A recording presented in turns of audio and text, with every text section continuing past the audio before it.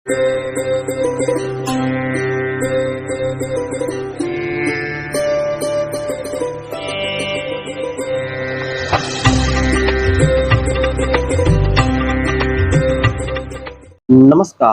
प्रिय दर्शकों, हाजिर हूँ मैं धन प्राप्ति के लिए 6 ऐसे उपायों को लेकर, जिसे आप करते हो तो आपके धनागमन का रास्ता ऑटोमेटिक भगवान कहीं से न कहीं खोल ही देते हैं। भाई, आज जब कोई रास्ता ना, अब देखिए एक बात और, आपके धन आ रहा है तब आप इस वीडियो पर नहीं आए क्योंकि आप खुद कमा रहे हो, जरूरत ही नहीं इस वीडियो की। आपके लिए सारे रास्ते बंद हो गए हैं, तभी आप इस वीडियो पर आए हो। किंतु फिर भी कहते हैं ना कि जब सभी रास्ते बंद हो जाए तो भगवान एक रास्ता अवश्य खोलता है। वह रास्ता कौन सा है? यह वीडियो है। आप यह वीडियो देखिए, इसमें जितने भी कार्य बतलाए गए हैं, इस कार्य को करते हैं तो कृपा अवश्य होगी। वह एक रास्ता कौन सा है आपको अवश्य दिखेगा। तो आइए एक एक करके जो भी इच्छा हमारे पास उपाय हैं, जो प्रभावशाली हैं, फालतू उपाय नहीं है, प्रभावशाली है, लोगों के द्वारा सिद्ध करके प्रयोग में लाकर सिद्ध किया गया यह उपाय है। और ये बात करें 10 दिशाओं से धन दिलाने वाले इस कार्यगत उपायों के हैं। तो पहला उपाय है स्फटिक का शिवलिंग। यहाँ आप स्क्रीन पर जो देख रहे हैं, यह स्फटिक का शिवलिंग है। इस शिवलिंग पर गन्ने के रस से आप रुद्राभिषेक करवाइए। हर सोमवार नहीं, हर सोमवार को करवा सकते तो हर महीने में 2 बार त्रयोदशी तिथि आती है, आप इन दोनों त्रयोदशी तिथि पर करवाइए। और नहीं हर महीने में 2 बार तो कम से कम महीने में 1 बार शुक्ल पक्ष के समय जो त्रयोदशी तिथि पड़ती है उस समय करवाइए। दर्शकों, आप विश्वास नहीं मानेंगे, त्रयोदशी तिथि ही अपने आप में इतनी कारीगर है, इतनी प्रभावशाली है कि उस समय जो व्रत रहकर भगवान का पूजन कर ले उसके अनेकों जन्म के पाप कट जाते हैं, सभी मनोवांछित फल पूरे होते हैं।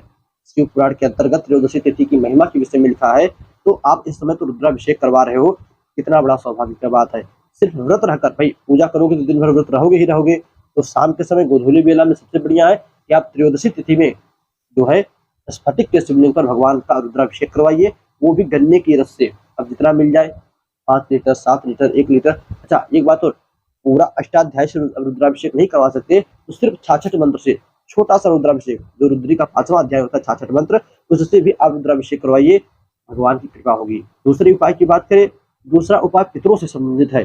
देखिए, जब घर में पितृ दोष बनता है तब भी धनागमन के रास्ते कम हो जाते हैं, जो इनकम है उसमें कमी आ जाती है। तो आप पिछली बार अपने पितरों की पूजा कब किए थे इसको याद कीजिए। 6 महीने से ऊपर हो गए, 1 साल से ऊपर हो गए, तो तुरंत सभी काम रोककर सर्वप्रथम अपने पितरों की पूजा कीजिए।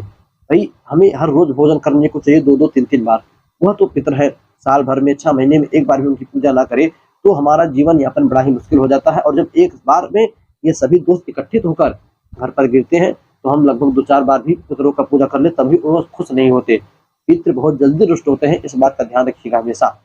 तो आपने पिछली बार पितरों की पूजा कब की थी याद करके, बहुत समय हो गया, पहले तुरंत पितरों की पूजा कीजिए। कुछ भी, त्रिपिंडी श्राद्ध, नागदी श्राद्ध, कोई सा भी श्राद्ध कीजिए, उनके लिए पिंडदान, जलांजलि दीजिए, तिलांजलि दीजिए, किंतु कीजिए जरूर। तीसरा जो उपाय है उसे आप प्रतिदिन स्वयं से कर सकते हो। क्या करना है, आप मार्केट जाइए, एक भगवान विष्णु की पीतल की प्रतिमा लाइए। यदि आपके पास है तब तो बहुत अच्छा। आप जब सुबह शाम पूजा करते हो तो उस भगवान की मूर्ति को, प्रतिमा को किसी पात्र में, कटोरे में रखकर दूध लीजिए, कम से कम आधा लीटर तो दूध लीजिए ही। उस दूध में केसर मिलाकर, गर्म दूध ना, कच्चा दूध हो, ठंडा हो, उसमें केसर मिलाकर उस केसर मिश्रित दूध से भगवान विष्णु का अभिषेक कीजिए। प्रिय दर्शकों, प्रतिदिन कीजिए, आपके बिगड़ा हुआ भाग्य बनेगा।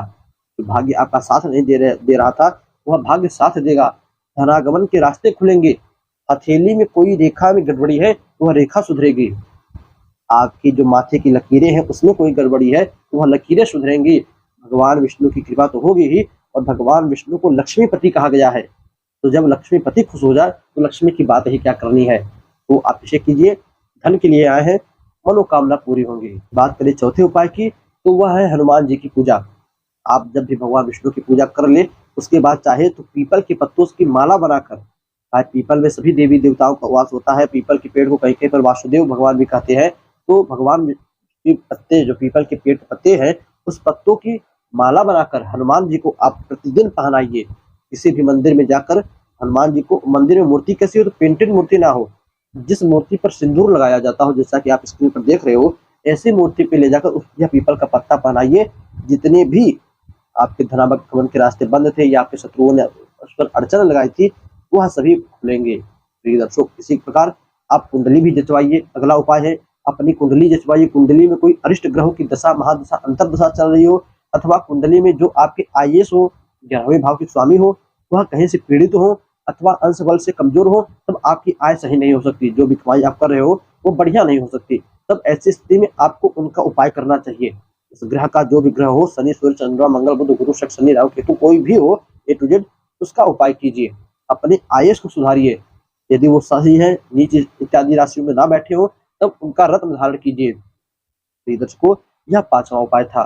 बात करें छठे उपाय की, तो जब आप प्रतिदिन भगवान शिव की पूजा करते हो, तो उस समय आप पूरी पूजा करने के बाद ओम सोमेश्वराय नमः, स्क्रीन पर देख रहे हो, ओम सोमेश्वराय नमः, इस मंत्र का एक माला जप 108 बार जप कीजिए।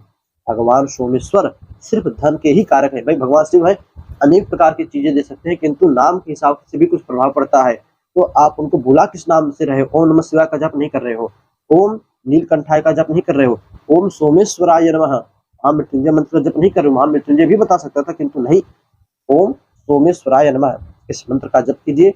आपकी भगवान इच्छा पूरी करेंगे। जिस चीज के लिए आप इस वीडियो पर आए हो, वह धरागमन का रास्ता अवश्य खुलेगा। प्रिय दर्शकों, बस आज के लिए इतना ही। वीडियो कैसी लगी कमेंट में बताइएगा।